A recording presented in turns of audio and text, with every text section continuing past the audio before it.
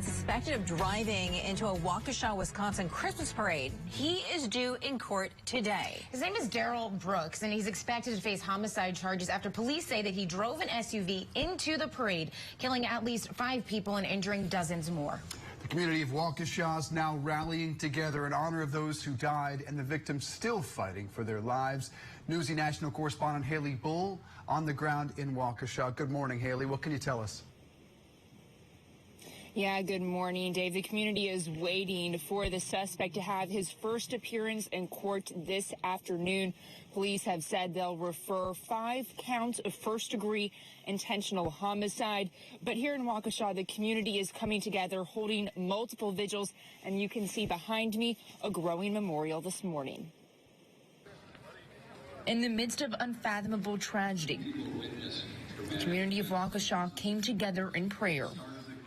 Megan Kupchik among those who paid their respects. Something like this in Waukesha, you would never expect to happen. She says she was at the Christmas parade Sunday, when what was supposed to be a joyous occasion at the start of a holiday week. The whole street, nothing but bodies just laid out, several bodies. Turned into a horrific scene. My son and I, he was about to run in the street to grab some candy, and I was able to pull him back right before we had saw a speeding car going at least 40 to 50 miles an hour.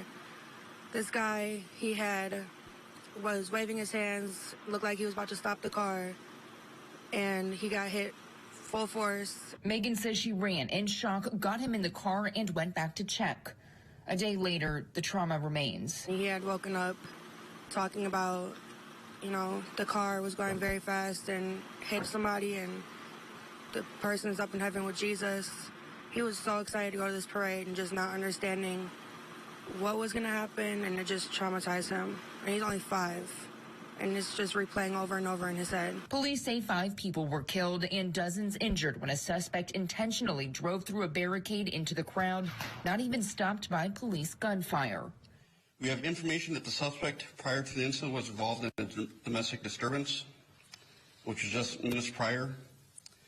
And the suspect left that scene just prior to our arrival to that domestic disturbance. Investigators are confident the suspect acted alone. Families coming to see a Christmas parade, to watch the high school bands, to watch the granny dancers.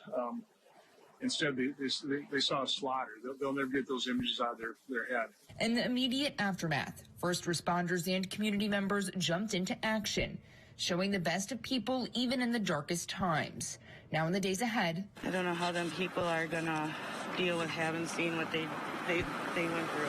They're left processing, grieving, remembering lives taken and forever changed. This should have never happened. This was supposed to be for a family event. So tragic.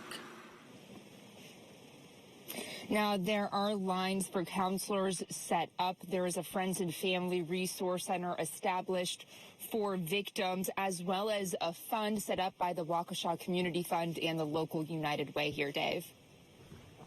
Haley, we're also learning more about the suspect this morning. This is not his first run-in with police. What can you tell us?